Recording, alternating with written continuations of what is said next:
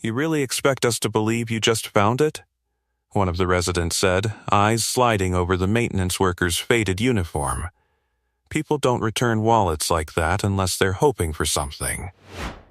They scoffed when the maintenance worker returned a luxury wallet he found on the marble steps. They didn't even thank him, just checked for missing cards and warned him not to linger near the residence, and he only nodded, calm as stone, like he'd been dismissed by people far more dangerous than them. Because he knew something they didn't, within 24 hours, the woman who sneered would hold the keys to his home. This is a story about how one quiet act of honesty can flip an entire power structure. Before I show you the exact moment when the deed was slid across a table in front of witnesses, and the same people who mocked him went silent, let me take you back to the day that wallet hit the ground.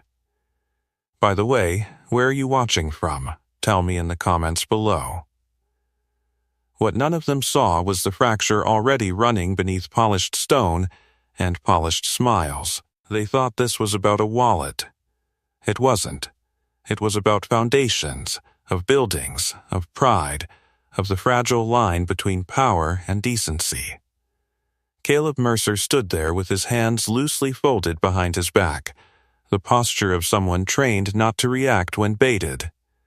He had grease beneath his nails and exhaustion beneath his eyes, but his voice, when he finally spoke, didn't waver.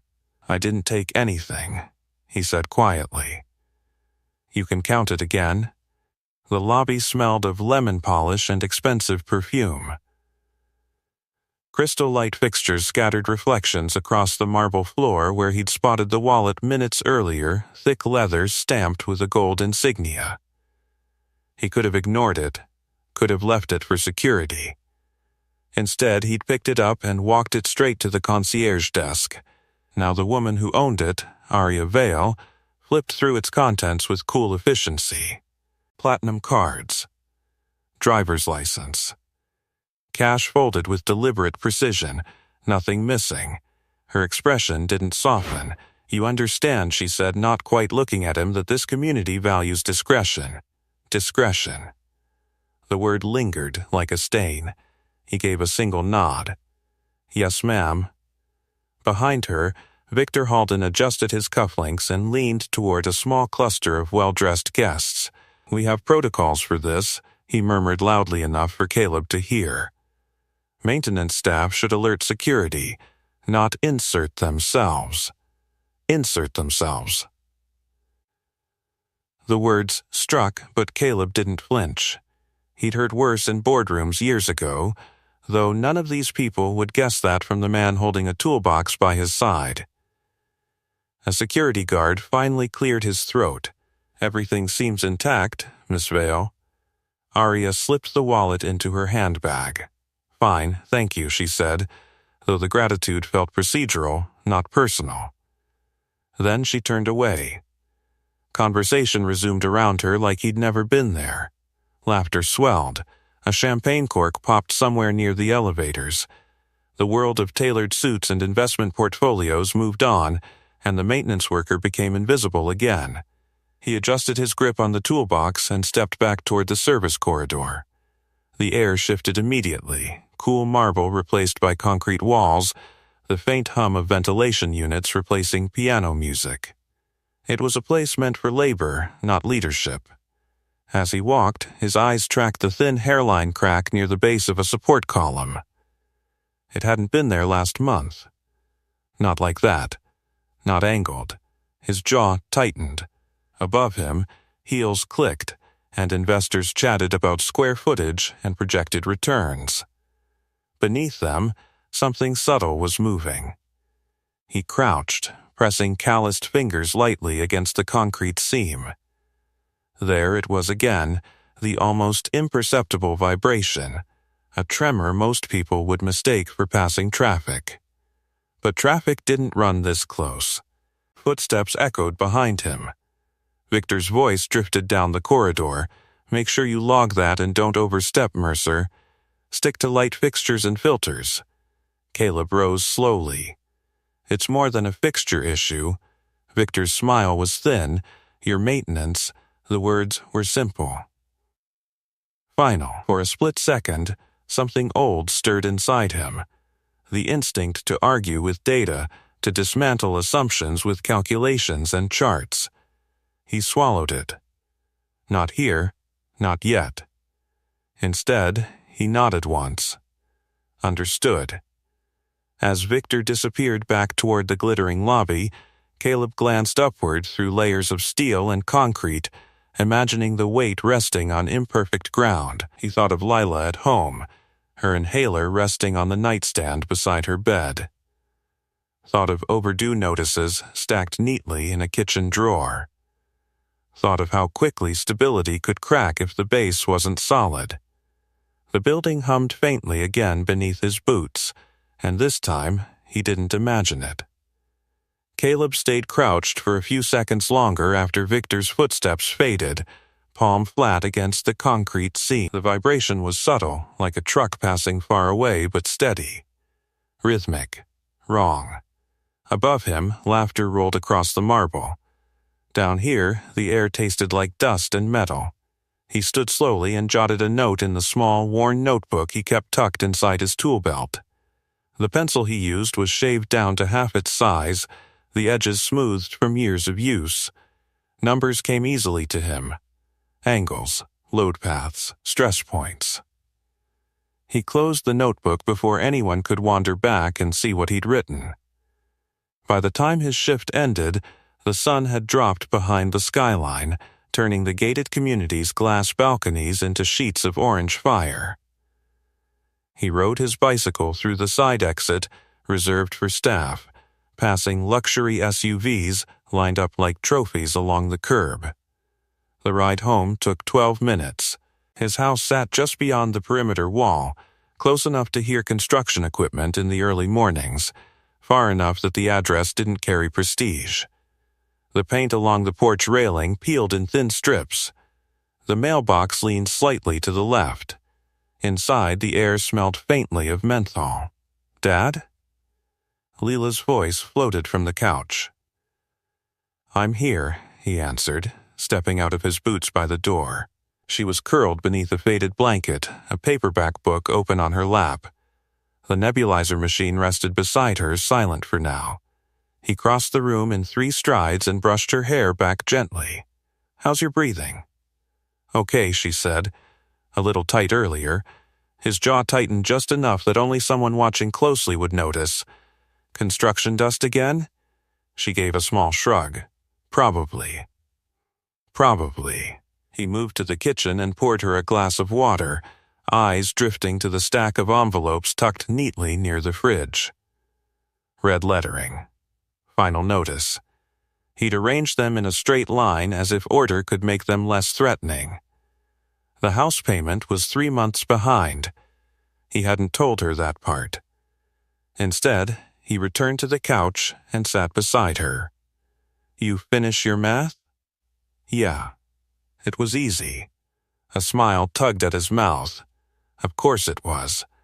For a few quiet minutes, the only sound was the ticking clock on the wall and the faint rumble of distant machinery from the development site.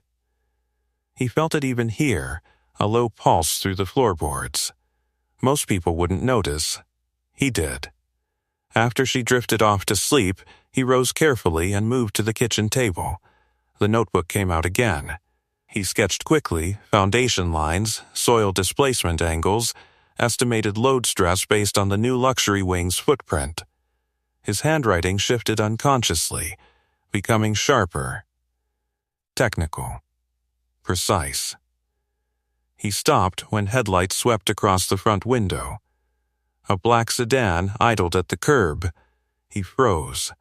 The engine cut off. A car door opened. Caleb stepped onto the porch just as Aria Vale emerged from the driver's seat, her silhouette framed by streetlight. She wasn't dressed for a gala now, no champagne flute, no audience. Just tailored slacks and a quiet expression he couldn't quite read. For a moment, neither of them spoke. "I didn't expect you to live this close," she said finally. He folded his arms loosely. "It's convenient." Her gaze flicked toward the neighboring houses, then back to him. "May I?" He hesitated, just a second, then stepped aside.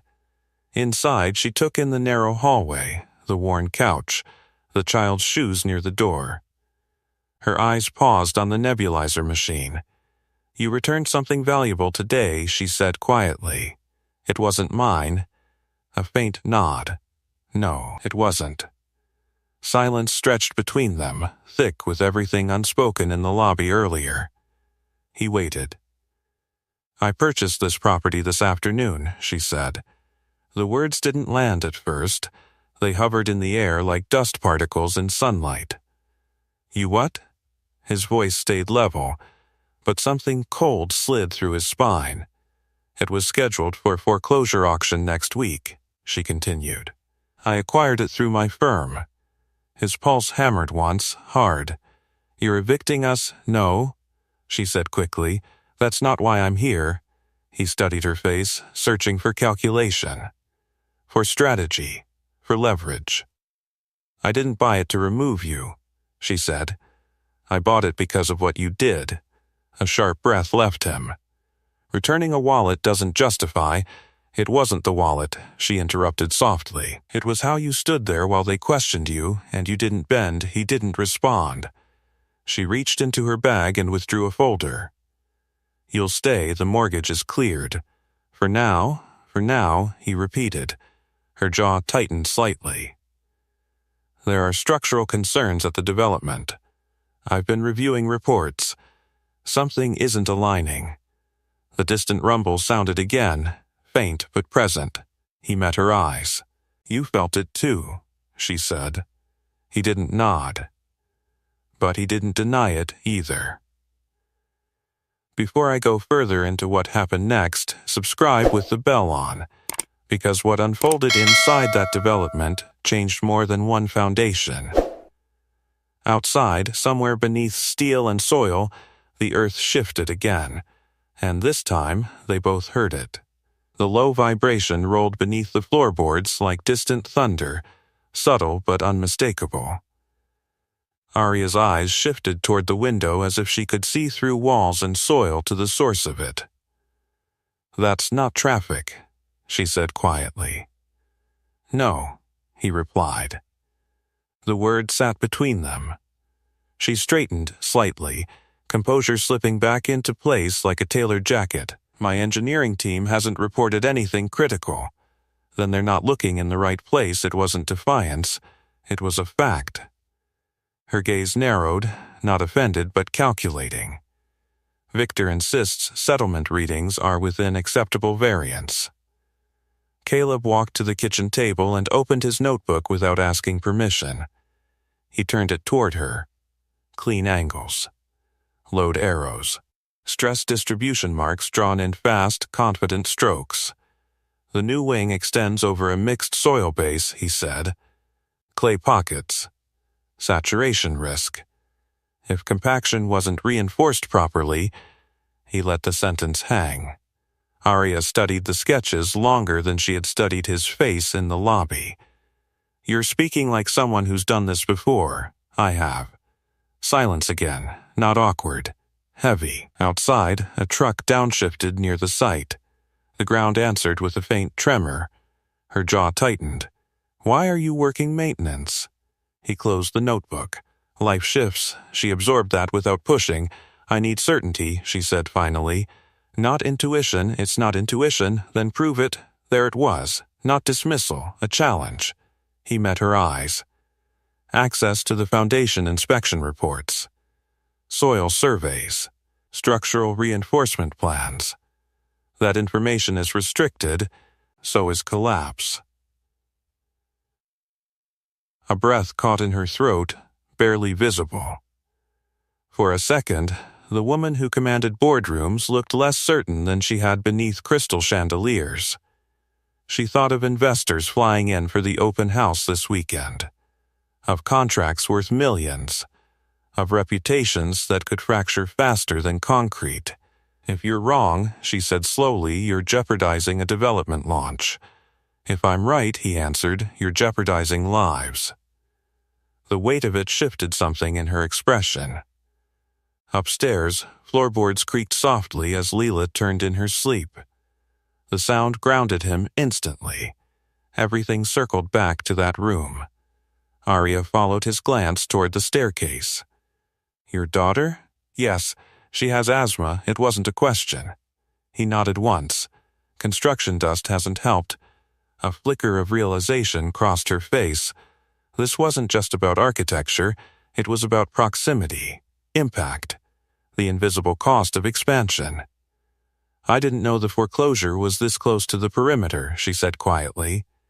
"You didn't look." The words weren't sharp, they were tired. Her shoulders lowered slightly. "No, I didn't." Another tremor hummed through the house, longer this time. A glass in the cabinet gave a faint rattle. Arya turned toward the sound. "That vibration shouldn't carry this far," she murmured. "It shouldn't," he agreed. Her phone buzzed in her hand. She glanced down at the screen. Victor's name flashed across it. She didn't answer. Instead, she looked back at him. "The open house is in 48 hours. I know. I can't cancel it without evidence. Then don't cancel it," he said. Her brow furrowed slightly. "What are you suggesting?" "Let it proceed." The word surprised even her. "And?" She pressed. "And make sure I'm there," she studied him carefully. "As maintenance, as insurance." A faint, almost reluctant smile touched the corner of her mouth. "You're confident." "No," he said. "I'm cautious." Her phone buzzed again. She silenced it this time.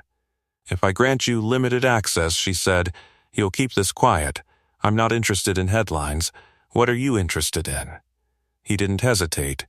Keeping the ground stable, another silence. But this one felt different, collaborative, dangerous in its possibility. Finally, she extended her hand, not in the dismissive, transactional way from the lobby, but deliberately. "I'll authorize temporary access to archived reports in the basement control room," she said. "You'll have 1 hour tomorrow morning before staff arrives." He shook her hand. Firm. Steady. "Thank you," he said. Her grip tightened just slightly. "Don't thank me yet." Headlights swept across the window again as another vehicle passed toward the site. The night air carried the faint metallic scent of machinery cooling down. Arya stepped toward the door.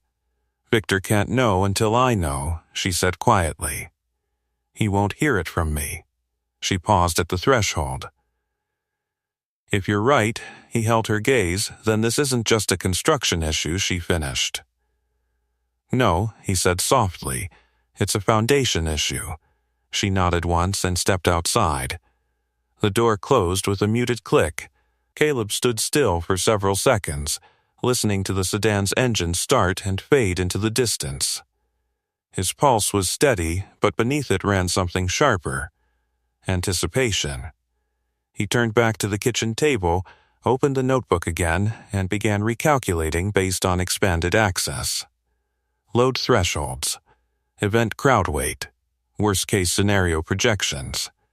Above him, Leela coughed lightly in her sleep. He paused, listening until the sound faded. Then he wrote one final figure in the margin. 48 hours. The building wasn't the only thing under pressure. By dawn, Caleb was already inside the gated complex, the sky still bruised purple over the skyline. Arya's temporary clearance code had worked. The service elevator granted him quiet passage to the basement control level before most of the staff arrived. The air underground felt colder than usual. Fluorescent lights hummed overhead as he unlocked the archive cabinet Arya had authorized. Stacks of inspection reports sat in neat chronological order, each stamped and signed. On the surface, everything looked compliant. Reinforcement logged, soil tests passed, settlement within range. He pulled the soil survey first. Mixed substrata. Clay pockets confirmed. His jaw tightened. He flipped to the reinforcement addendum. The original plan called for deeper pilings along the north wing, exactly where the luxury expansion now stood. The approved revision reduced depth by nearly 18%. 18%. He didn't need a calculator for what that meant. A faint tremor shivered through the exposed pipes overhead, dust loosening from a seam near the ductwork. He glanced up instinctively. The vibration amplitude felt stronger this morning. He photographed the relevant pages with his phone, then cross-referenced the settlement readings from the last 30 days. The numbers told a story the signatures didn't. Gradual increase, minor deviations, enough to ignore until they weren't. Footsteps echoed down the corridor. He closed the cabinet just as Victor rounded the corner. "Well," Victor said smoothly, adjusting his tie. "Didn't expect to see you down here so early." "Routine checks," Caleb replied. Victor's gaze drifted to the cabinet. "Archives aren't part of routine. They are if you know what you're looking for." A tight smile. "Careful." That almost sounded like authority.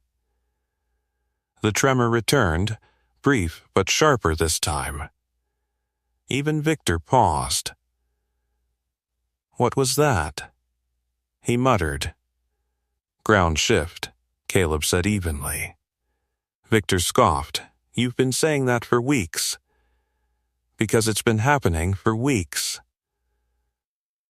Victor stepped closer, lowering his voice. "The open house is tomorrow. Investors are flying in tonight. Whatever theory you're building, keep it to yourself. It's not a theory. It's speculation from a maintenance tech." There it was again. The label. The ceiling placed over his credibility.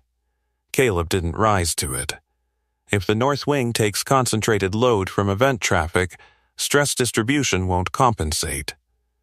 Victor blinked once. "You're out of your depth." "I'm not." Victor's expression hardened. "Stay in your lane." The words echoed long after Victor walked away. Caleb remained still until the footsteps disappeared.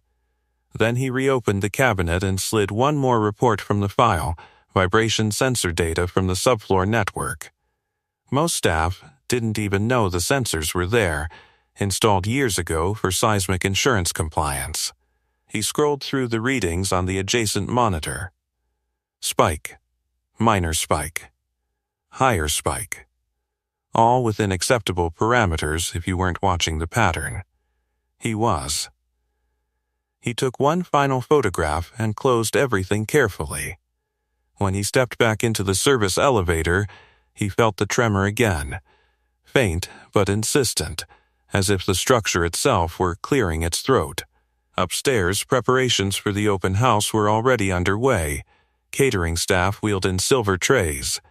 Event planners adjusted floral arrangements under crystal chandeliers. A string quartet tuned their instruments near the atrium. Polished shoes crossed freshly waxed marble. Caleb moved through the edge of it all, invisible again in his uniform. He paused near a support column beneath the north wing balcony. His fingers brushed the surface lightly. There, another hairline fracture, longer now. Arya appeared from the executive office hallway, speaking quietly into her phone. She stopped when she saw him. "Update," she said once she ended the call. He handed her his phone without ceremony.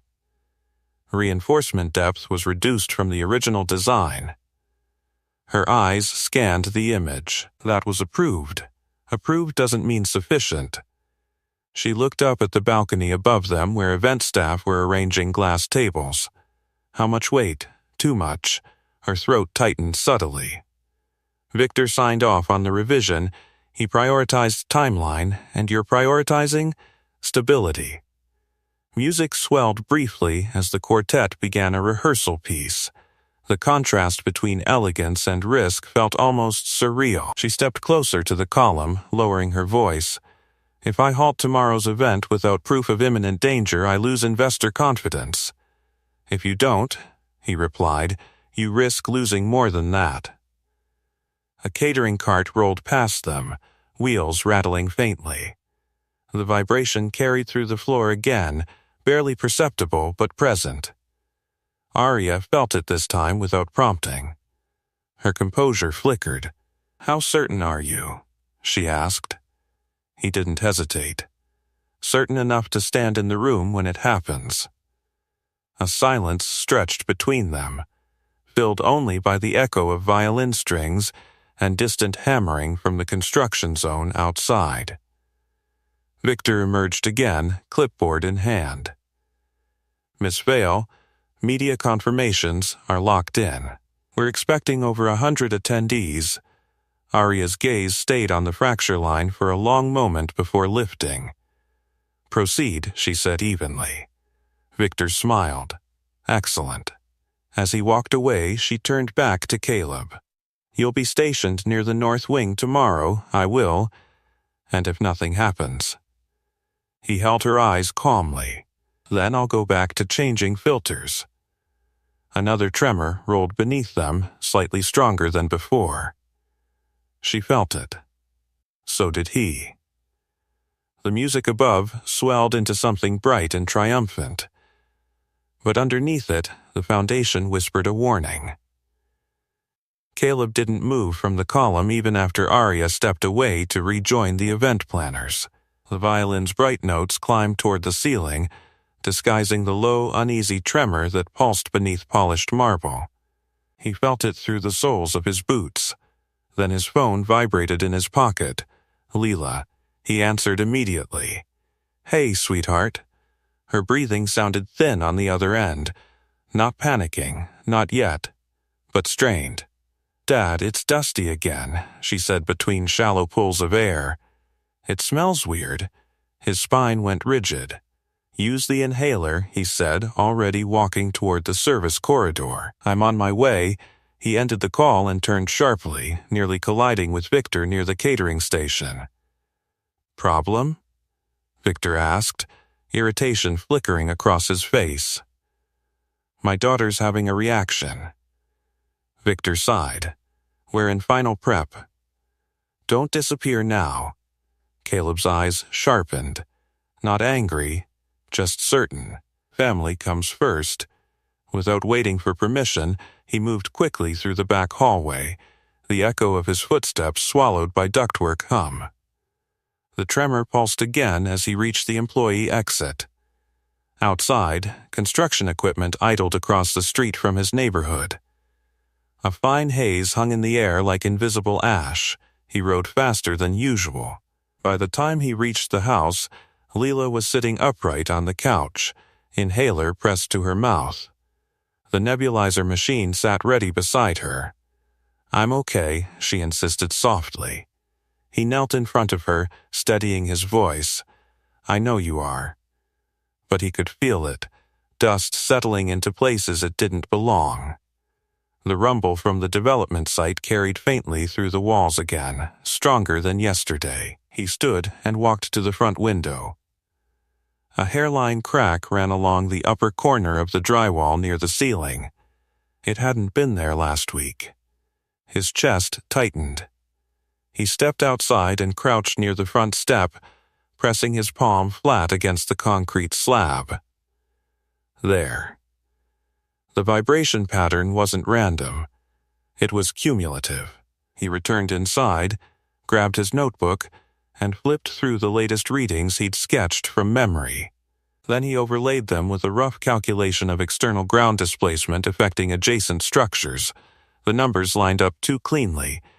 This wasn't just a North Wing issue anymore. It was spreading. His phone buzzed again. "Aria." He answered. "I just felt another shift," she said without preamble. Her voice lacked the polished distance it once carried. Stronger. "It's transferring load," he replied. "To surrounding properties?" "Yes," silence stretched on her end. "My team says settlement margins are still within tolerance. They're looking at averages," he said. "Not directional stress," he heard her exhale sharply. "The open house is tomorrow afternoon. If foot traffic concentrates on that balcony, it amplifies it." "Yes." Another pause. "My insurance advisor is flying in tonight," she said. "If I raise concerns prematurely—" "You're not raising concerns," he cut in quietly. "You're preventing harm." He looked back at Leela, who was watching him with wide eyes. Her safety. The house. the ground itself. All connected. Arya spoke again, lower now. What do you need? Sensor access, he said immediately. Real-time vibration feed during the event, that's internal, so is collapse. The echo of his earlier words seemed to land differently this time. All right, she said. I'll authorize temporary monitoring privileges, but if you're wrong, I'll accept it. A faint tremor rattled a dish in his kitchen cabinet. Even through the phone line, he sensed she heard something similar where she stood. This is escalating, she murmured. Yes. He ended the call and sat beside Leela again. You're going back? She asked. I have to. She reached for his hand. Be careful. He smiled gently. Always. As he stepped back outside, he glanced once more at the crack near the ceiling. The open house wouldn't just be a showcase, it would be a stress test. And before what happens next, when polished glass meets shifting ground, subscribe with the bell on, because this isn't just about buildings. It's about what holds when pressure hits. He mounted his bike and rode back toward the development, the late afternoon sun casting long shadows across the perimeter wall. Inside the gated entrance, the air felt heavier.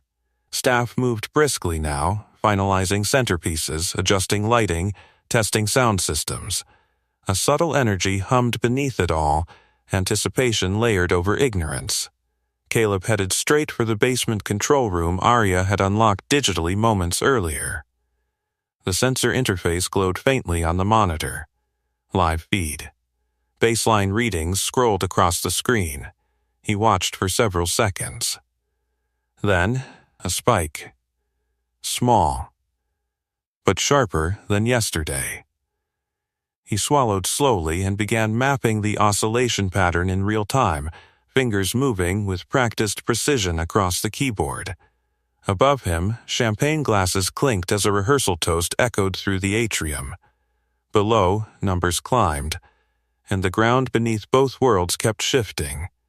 Caleb didn't blink as the numbers scrolled across the monitor. The baseline tremor he'd mapped earlier had shifted upward by nearly 12% in the last hour. Not catastrophic yet, but trending wrong.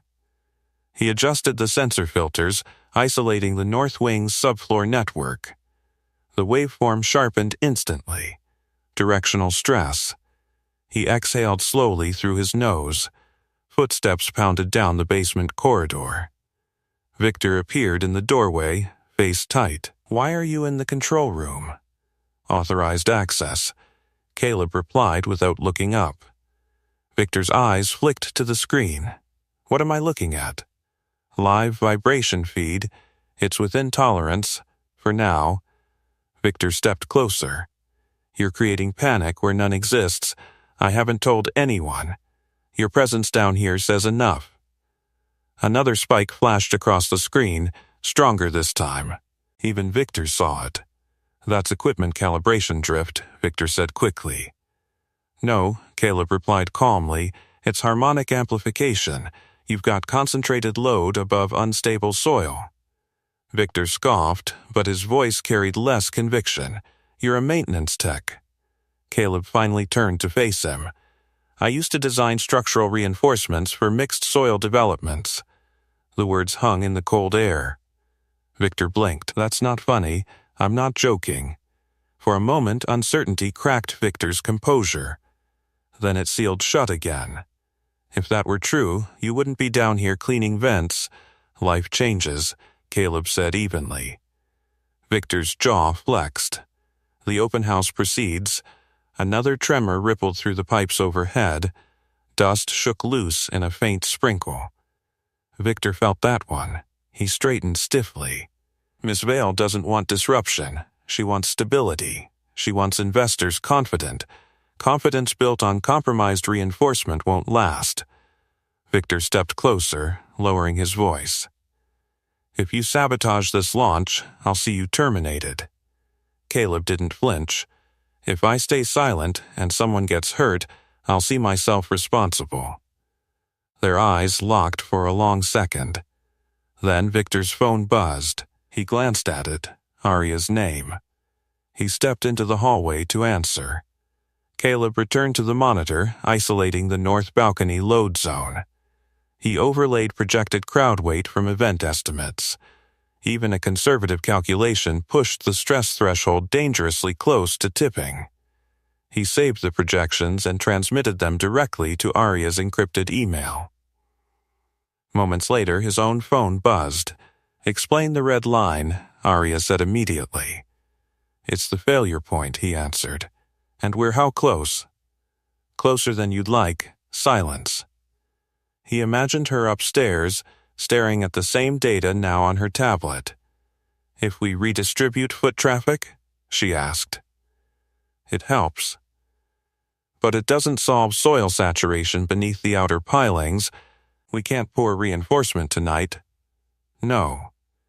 Her breathing slowed slightly as she processed options.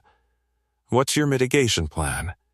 He appreciated that she asked it that way. "Temporary load restriction in the north wing.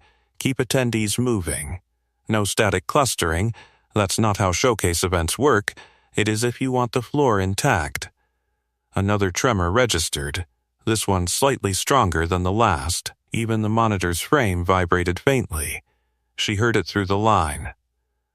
"All right," she said quietly. "You'll coordinate movement under the guise of facility oversight." "Understood." "And Caleb." He paused. "If this escalates tomorrow, you step forward, I will." The call ended. Victor returned moments later, tension evident in the tight set of his shoulders. "Miss Vale says you're assisting with crowd flow logistics." "Yes." He forced a thin smile. "Congratulations. Try not to overestimate your importance." Caleb didn't answer. Instead, he saved the latest vibration logs onto a secure drive. Evidence mattered. If the ground gave way, data would speak louder than pride. Above them, rehearsal laughter echoed faintly. He closed the interface and headed upstairs, emerging into the glow of chandeliers and polished marble. Workers adjusted banners. Staff practiced welcoming smiles. The north balcony loomed overhead, elegant, inviting, heavy. He walked beneath it and paused, listening. The building had a language most people never learned. He had. A subtle creak threaded through the steel frame, almost melodic beneath the violin's distant tuning. He placed his palm flat against the support column again. The tremor responded like a heartbeat out of rhythm. Behind him, Arya approached quietly. "You were right about the directional stress," she said, voice low enough to stay between them. "It's accelerating." She looked up at the balcony where tomorrow's guests would gather with champagne glasses in hand. "We can't evacuate preemptively," she murmured. "It would be speculation. Then we don't speculate," he said. "We prepare." Her eyes moved to his face, not dismissive now, not skeptical. "Evaluating." "You're remarkably calm," she said. "I've handled worse." A beat. "In a previous life?" she asked carefully. He didn't answer directly. Instead, he looked back up at the structure and said, "Tomorrow isn't about impressing investors. It's about keeping everyone standing." The tremor pulsed again, longer this time. And upstairs, crystal glasses chimed softly, unaware. The open house began the next afternoon beneath a sky so clear it almost felt staged. Sunlight poured through the towering glass fade, refracting off polished marble and gold-trimmed railings. A string quartet played near the atrium fountain, their notes light and effortless.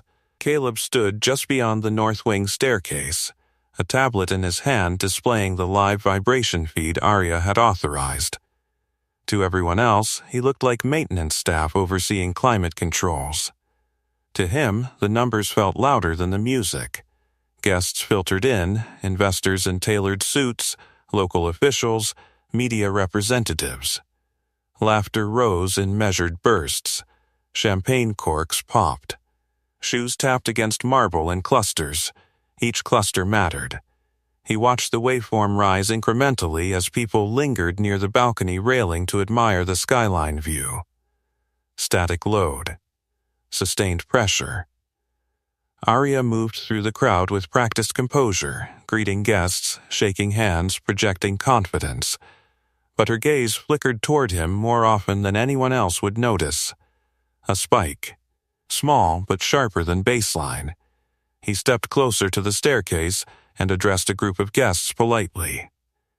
"We're encouraging continuous flow toward the East Lounge for optimal viewing," he said evenly. "Best light angle from there."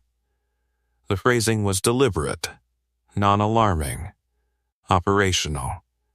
Most complied without question. Victor approached moments later, smile fixed but eyes sharp. "Why are you redirecting foot traffic?" "Load distribution," Caleb replied quietly. Victor's jaw tightened. "You're making this look disorganized. I'm keeping it stable." Another tremor passed, subtle, but this time several guests paused mid-conversation. "Did you feel that?" one woman asked. Victor laughed lightly. Building settling, perfectly normal. Caleb's tablet flashed another minor spike. He glanced up toward the north balcony. More guests had gathered there than he'd anticipated. Arya noticed too. She excused herself from a conversation and moved toward him, lowering her voice. "It's climbing, yes. How close?" "Closer." The quartet transitioned into a brighter piece, attempting to smooth the atmosphere. But beneath the music, a low groan threaded through the steel frame, barely audible but present. Caleb felt it through his boots. His mind moved rapidly now, calculating, adjusting projections in real time.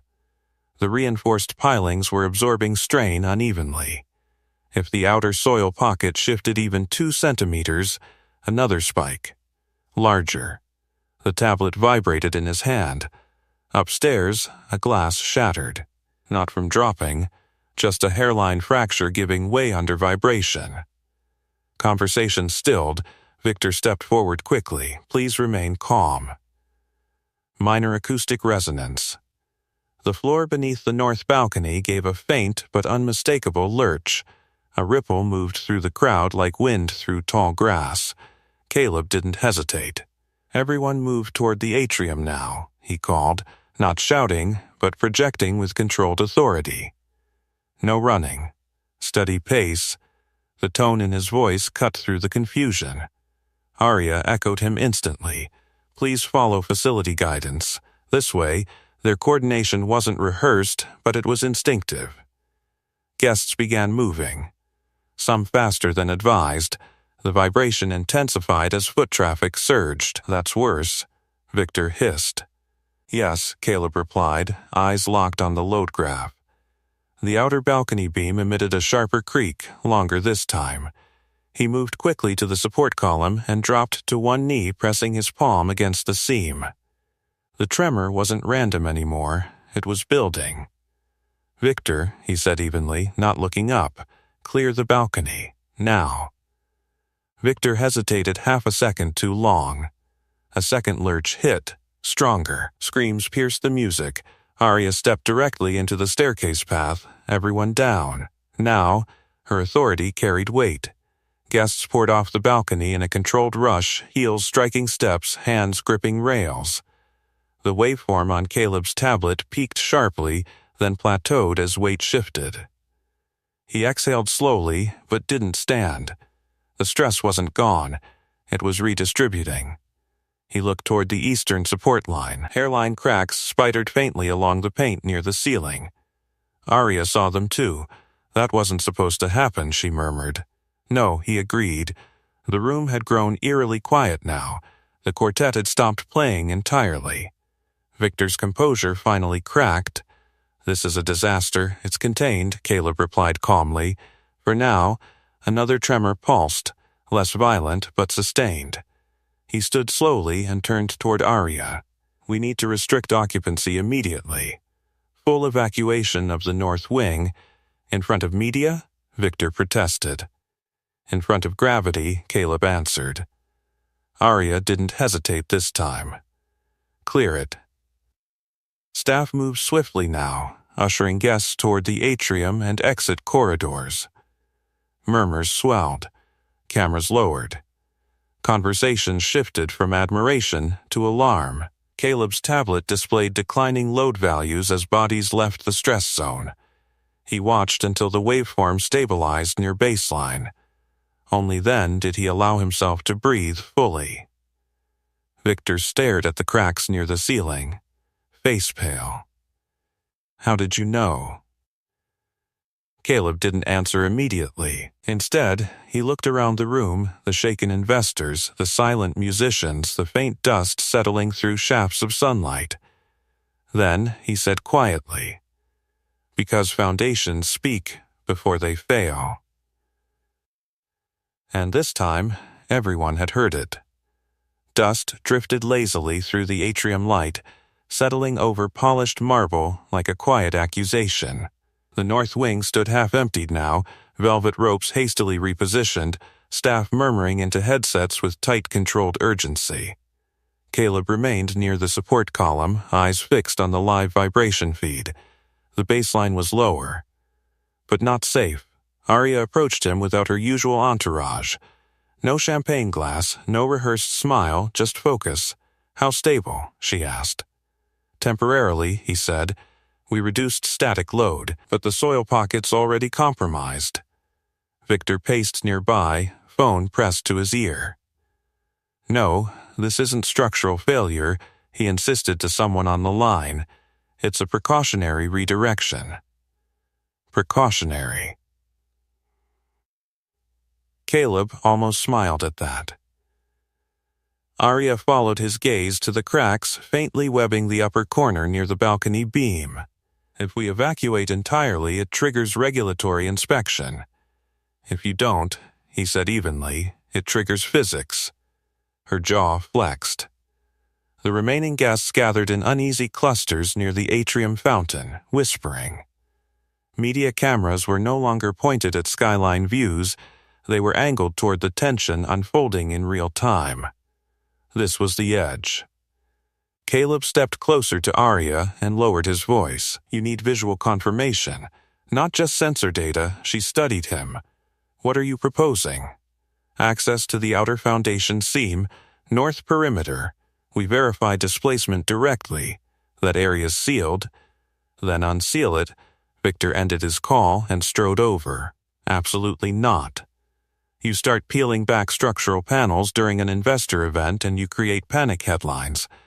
"Headlines are already forming," Arya said quietly. Victor stared at her. "We can manage optics." Caleb's eyes never left the tablet. Another subtle oscillation flickered across the screen, smaller than before, but sustained. "It's not optics," he said. "It's sheer stress." The word landed harder than anything else had today. Arya made a decision. "Clear the remainder of the building," she said to Victor. His eyes widened. "You can't be serious. I am." Guests were guided out with practiced calm. The quartet packed their instruments in silence. Staff moved briskly but carefully, avoiding sudden movements that might amplify vibration. Within minutes, the atrium stood nearly empty. The silence felt heavier than the music had. Arya turned back to Caleb. "Show me." He nodded once. They moved through the service corridor toward the north perimeter access hatch. The air smelled of dust and cooling metal. Pipes overhead ticked faintly as the building adjusted to redistributed load. He knelt at the sealed panel and removed the maintenance screws with steady hands. Arya crouched beside him despite the dirt. The panel came free. Behind it, the outer concrete seam was visible, raw, unpolished, honest. A visible separation line ran diagonally across the joint. Arya inhaled sharply. "That wasn't there last month," he said quietly. Victor stepped closer, color draining from his face. "It's superficial." Caleb shook his head slightly. "It's migration." Another faint tremor rippled through the exposed seam. Even Victor saw it. Arya reached out instinctively, fingers brushing the cold concrete as if touching the truth would make it less severe. "How much time?" she asked. Impossible to guarantee, he answered, but the longer static load sits above it, the worse it gets. She rose slowly, dust clinging to the hem of her slacks. Victor ran a hand through his hair. If this becomes public, it already is, she said, glancing toward the glass atrium where a few media figures still lingered outside the perimeter line. Caleb stood and wiped his hands on a cloth. This isn't about blame, he said. It's about correction. Victor looked at him sharply. Correction costs millions. Collapse costs more. Silence followed. Arya studied the exposed seam one last time, then turned toward the atrium doors. Her posture shifted, not defensive now, but resolute. We're announcing a temporary closure for structural reassessment, she said. Victor blinked. You're admitting fault. I'm prioritizing safety. Caleb felt something subtle shift in the room, not just the foundation, but the hierarchy. The invisible maintenance worker was no longer invisible. Arya stepped into the atrium, where cameras waited uncertainly beyond the glass. She spoke calmly, deliberately, explaining precautionary measures and the importance of structural integrity over optics. Caleb remained near the column, monitoring the sensor feed. Numbers stabilized further as occupancy dropped to near zero. For the first time since yesterday, the waveform flattened. Arya returned moments later, tension still present but steadier. It's done, she said. Victor exhaled sharply. Investors will demand accountability. They'll receive it, she replied. Caleb closed the tablet and looked up at the balcony above, the place where Champagne had nearly met collapse. It held, she said quietly. For now, he answered. She met his eyes. Thank you, she said, not procedural this time. Not distant. Before this story moves into what comes next, the investigation, the reckoning, and the moment power changes hands, subscribe with the bell on, because what happens after exposure is where real transformation begins. The building stood silent around them. But the foundation had finally been heard. The atrium lights dimmed as the last of the media crews packed away their equipment. Outside the glass fade, dusk settled slowly over the skyline, painting the horizon in muted gold. Inside, the once celebratory space felt hollow, like a stage after the applause fades. Caleb remained beneath the north balcony, tablet still in hand, watching the vibration feed level into a steady, fragile calm. Arya stood a few steps away, phone pressed to her ear. Yes, I understand the financial implications, she said evenly. But structural reassessment isn't optional. A pause. No, we're not framing this as damage control, we're framing it as responsibility. Her tone had shifted. It wasn't defensive. It was firm. Victor paced near the fountain, muttering under his breath as he reviewed emails flooding in from investors. His confidence had thinned noticeably. Caleb finally powered down the tablet. It's stabilizing, he said. For now, Arya replied, echoing him. The words lingered between them. Emergency inspection teams were scheduled to arrive within hours. The building would undergo full structural review before reopening. That decision alone had sent shockwaves through corporate channels. Victor stopped pacing. You realize this puts us under regulatory microscope. Arya didn't look at him. Good, he blinked. Good. If reinforcement was reduced improperly, I want it documented. Victor's jaw tightened. It was within allowable revision. It was inadequate, she said sharply. Silence fell again. Caleb stepped toward the support column one last time and pressed his palm lightly against the surface. No tremor, he exhaled slowly. Arya watched him. You were certain. I was cautious, he corrected. She studied his face carefully now, as if recalibrating how she saw him. You don't speak like maintenance. I don't speak like investors either. A faint breath of almost laughter escaped her. Not amusement, recognition. Victor's phone buzzed again. He glanced at the screen and hesitated. They're asking who identified the risk. Arya's gaze flicked toward Caleb. He shook his head slightly. She understood. The issue was detected internally. She replied into Victor's phone before he could speak. We're reviewing procedures. Victor ended the call, unsettled. You're protecting him. I'm protecting the company, she said evenly.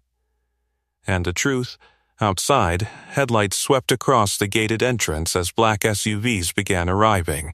Regulatory officials, insurance analysts, structural engineers. Real experts. Caleb felt the weight of that thought settle. Arya stepped closer to him, lowering her voice. When they ask technical questions, I'll answer, you don't have to, I want to. She held his gaze for a long moment. Why? She asked quietly. He glanced toward the exit doors, toward the direction of his neighborhood beyond the perimeter wall. Because it doesn't stop here, he said. The soil shift extends outward. Her eyes sharpened. To the surrounding properties, yes, a flicker of concern crossed her face, not corporate, but personal. She thought of the modest houses lining the outer edge of her development. Of his house. Your home, she said softly. He nodded once. Victor overheard enough to stiffen. We're not liable for external settlement beyond construction boundaries. Caleb's voice remained level. Gravity doesn't recognize property lines. The truth of that statement hung heavy. Emergency vehicles rolled into the lot now, tires crunching over decorative gravel. Uniformed inspectors stepped out, clipboards in hand, scanning the structure with professional detachment. Arya straightened instinctively, slipping back into executive posture, but something had shifted. She no longer stood alone in authority. She gestured toward Caleb. He'll brief you on initial vibration patterns, she told the lead inspector. Victor's head snapped toward her. He's not. He is, she said firmly. The inspector approached, offering a brief nod. You identified the anomaly?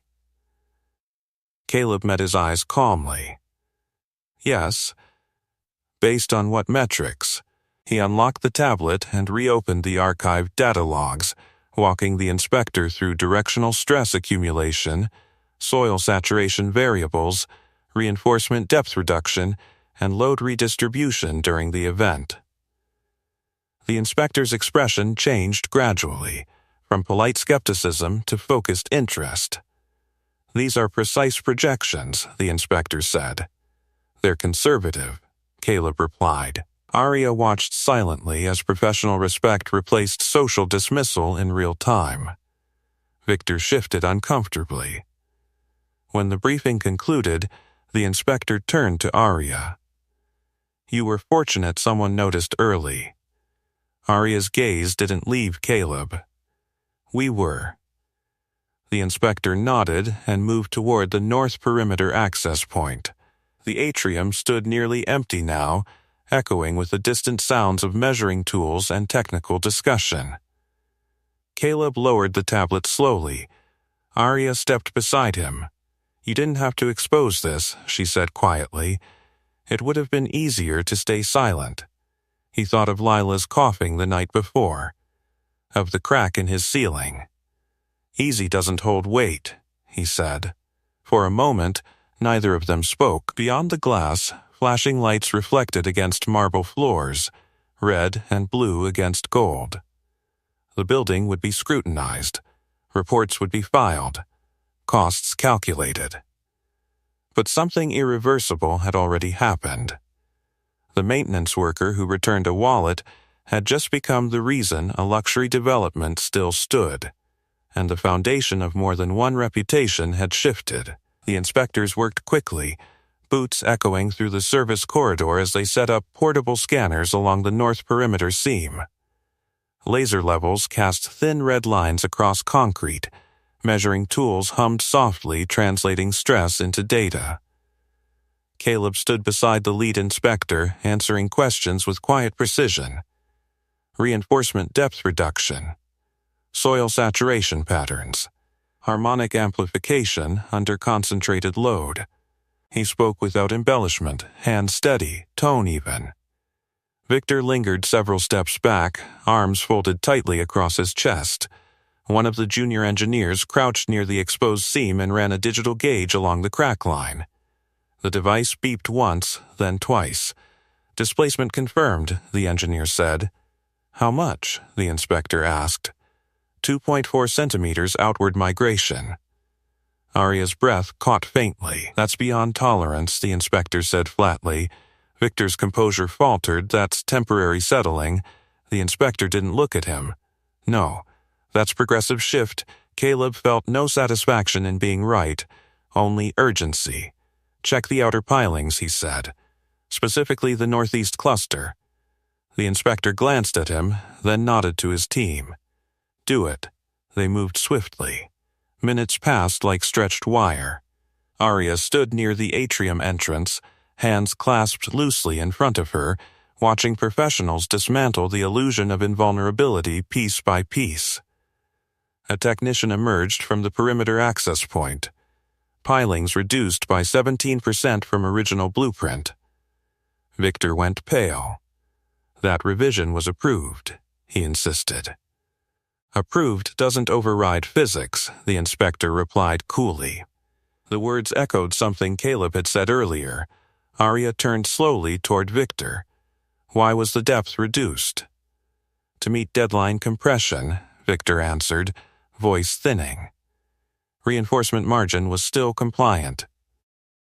"Compliant," she repeated quietly. The inspector rose from his crouch and faced Arya directly. If the event had continued at full occupancy for another 30 minutes, that balcony could have experienced partial shear failure. Silence flooded the atrium. 30 minutes. Caleb pictured champagne glasses tipping, marble cracking, panic turning into something irreversible. Arya's eyes flickered toward him, not with surprise anymore, but recognition. Victor swallowed hard. "We can reinforce immediately." "Yes," the inspector agreed, "but this wing remains closed until full remediation." Reporters outside the glass doors caught sight of officials moving equipment and began raising cameras again. Arya inhaled slowly. "This goes public," she said. "It already has," the inspector replied. Caleb stepped back, allowing the professionals to reclaim the technical stage. He didn't need to dominate the moment. The data spoke clearly. But the inspector wasn't finished. "You," he said, turning back toward Caleb, "what's your background?" A pause. "Structural engineering," Caleb answered. Victor's head snapped toward him. "That's not documented in. It doesn't have to be documented in payroll," the inspector said sharply. "Your analysis likely prevented a significant structural event." Arya stepped closer. "He's the one who insisted we restrict load during the open house." The inspector studied Caleb for a long second. "You're certain the outer soil pocket affects adjacent properties?" "Yes." "How far?" "Within a 2-block radius depending on saturation." Arya's face tightened again. The inspector nodded slowly. "We'll extend the survey perimeter." Victor looked stunned. "Extend? That implicates surrounding residential, which is exactly why we verify," the inspector cut in. Outside, the media presence intensified. Microphones angled toward the entrance. Arya squared her shoulders and walked toward the glass doors. Caleb watched as she addressed the press again, this time not as a developer defending optics, but as an executive acknowledging oversight. "We identified structural instability prior to any injury," she said clearly. "We are cooperating fully with inspectors and extending safety assessments to neighboring properties." Reporters shouted questions. Was this negligence? Who identified the issue? She didn't hesitate. An internal team member raised the concern. We acted immediately. Inside, Victor turned toward Caleb, anger simmering beneath embarrassment. "You've cost us millions." Caleb met his gaze evenly. "I prevented worse." Victor opened his mouth, then closed it. There was no argument left. The inspector returned with a tablet displaying updated perimeter scans. Soil displacement confirmed outward, he said. Minor cracking reported in one adjacent property. Caleb's pulse thudded once. Address? Arya asked. The inspector read it aloud. Caleb's house. The room tilted, not physically but emotionally. Arya's eyes found his immediately. Is your daughter there? She asked quietly. She's at home, he said. I'll have a team assess it immediately. He shook his head. I will. The inspector nodded. We'll accompany you. Arya stepped closer. I'm coming. Victor began to protest, then stopped. There was nothing left to defend. As they moved toward the exit together, inspectors, executive, maintenance worker, the power dynamic in the room had shifted permanently. Outside, camera flashes caught the unlikely procession. The man once questioned over a returned wallet now walked beside the developer as the expert who had kept her project standing. And as they reached the gated exit toward the modest street beyond, Caleb felt the tremor again. Faint but present beneath asphalt. This wasn't finished. Not yet. The convoy of inspection vehicles rolled past the manicured hedges and security gate, turning onto the quieter street where modest houses lined the curb. Flashing amber lights reflected off mailboxes and aging siding, a stark contrast to the polished marble they had just left behind. Caleb walked ahead of the group once they parked, boots striking familiar pavement. He didn't need the address repeated. He knew every crack in this sidewalk. Arya kept pace beside him, heels clicking less confidently now against uneven concrete. The inspectors followed with scanning equipment and handheld gauges. His porch light was still on. He took the steps two at a time and opened the front door. Lila? He called, trying to keep his voice steady. I'm here, she answered from the living room. She stood when she saw the strangers behind him, confusion flickering across her face. What's going on? Just checking the house, he said gently. Routine. The lead inspector stepped inside, scanning the ceiling line immediately. It didn't take long. There, the inspector murmured, pointing toward the upper drywall seam. The hairline crack Caleb had noticed earlier had widened slightly, just enough to confirm migration. A measuring tool beeped. 2 millimeters of expansion, the inspector said. Consistent with outward soil shift. Arya absorbed that silently. Victor, who had reluctantly followed behind, ran a hand across his forehead. This extends liability beyond our development. It extends responsibility, Arya corrected. Caleb moved toward the staircase and pressed his palm against the wall, feeling for vibration. Subtle. Present. He knelt near the front step where inspectors now placed a portable sensor to measure ground movement directly. The device hummed softly, lights blinking as it calibrated. Lila watched all of it quietly, inhaler clutched in her hand. Are we in trouble? She asked softly. He turned toward her, forcing calm into his expression. No, we're making sure everything stays safe. Arya crouched slightly to meet Lila's eye level. Your dad noticed something important, she said gently.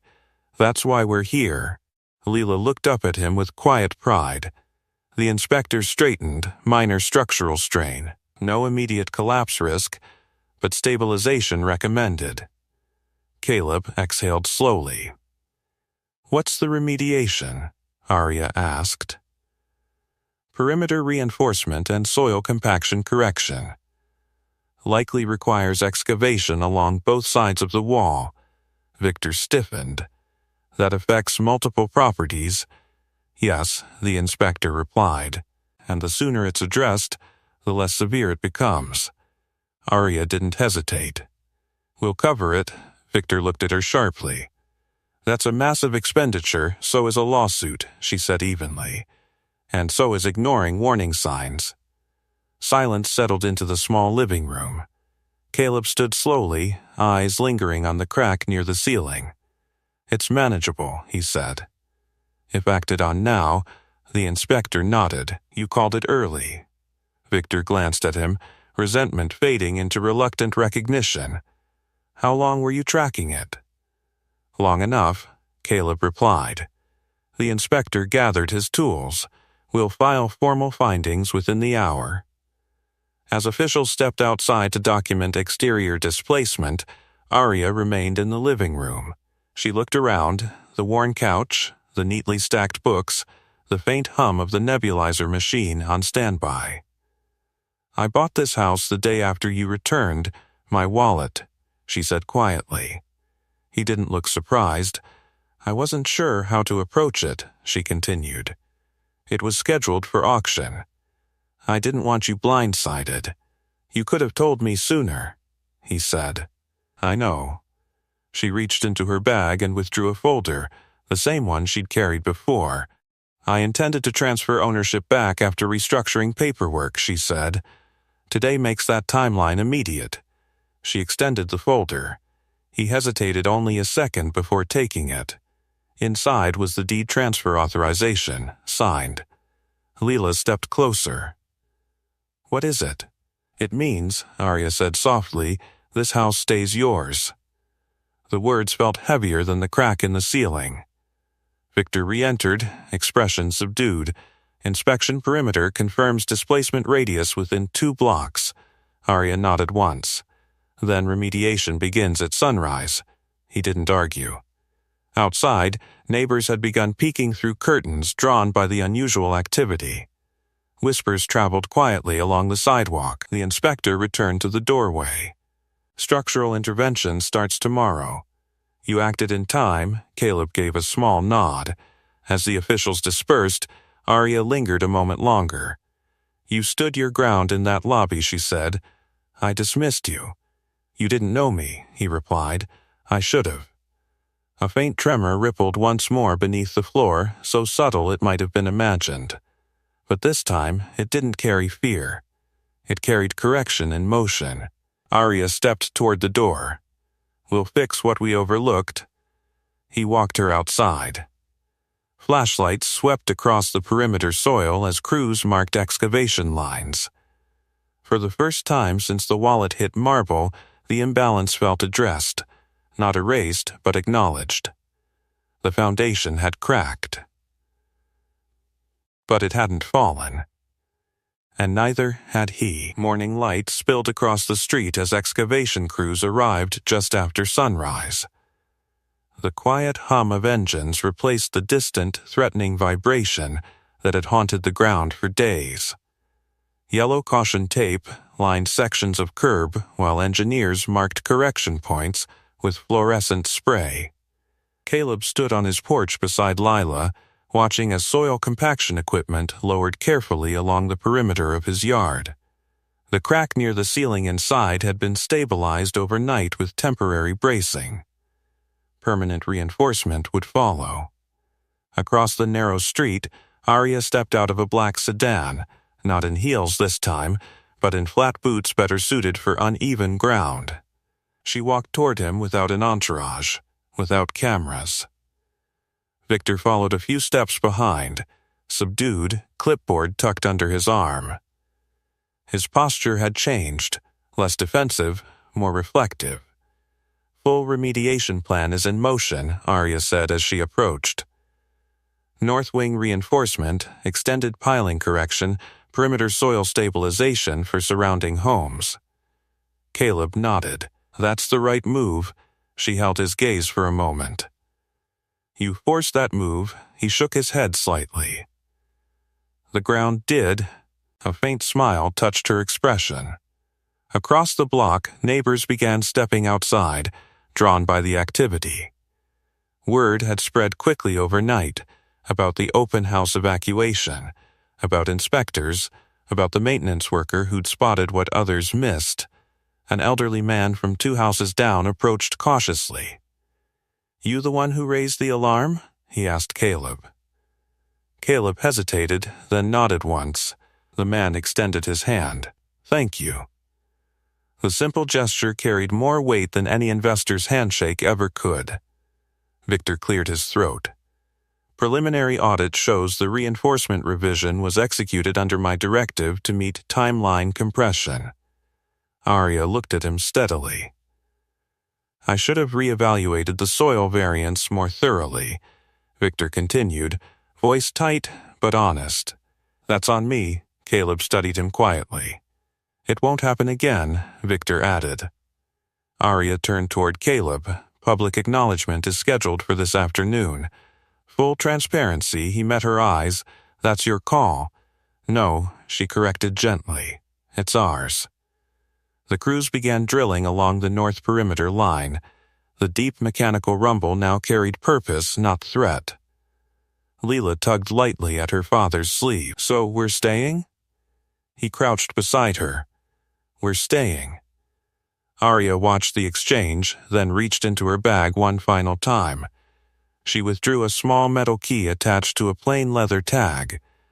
I transferred the deed last night, she said quietly. No conditions. No leverage.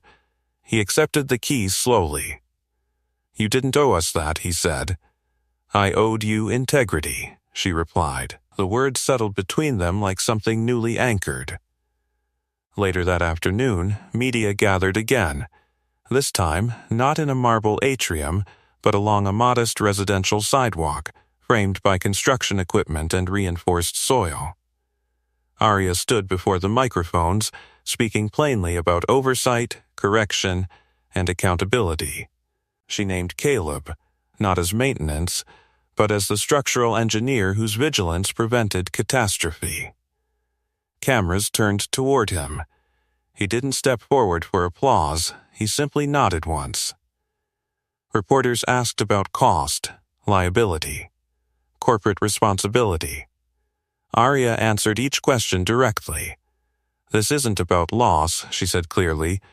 It's about preventing harm, and listening when expertise doesn't wear a title. The phrase echoed down the block. Behind them, the stabilization equipment drilled deeper, anchoring steel into soil with steady rhythm. Caleb felt the vibration again, but this time it moved downward, reinforcing rather than destabilizing. As the press dispersed, neighbors approached with quiet gratitude. Conversations replaced whispers. Respect replaced assumption. Arya lingered beside him one last time before returning to her car. You stood where power never looks, she said softly, and you held. He glanced toward the reinforced perimeter, then toward his daughter laughing with a neighbor's child. Foundations matter, he replied. She nodded once and stepped away.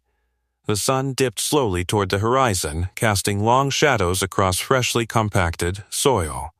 The crack inside his ceiling would be repaired. The north wing would reopen only after full reinforcement. Policies would change. Inspections would tighten. But the real shift wasn't in concrete. It was in perspective. The man who returned a lost wallet had restored more than property. He had restored balance. And if this story moved you, if you believe dignity shouldn't depend on titles, ask me for the next story title, and we'll take on another injustice together. Subscribe and don't miss our next story. The single dad's daughter sent one email to the CEO. What she wrote made her cry. Trust me, you'll feel it. And tell me in the comments, what injustice should we tackle next?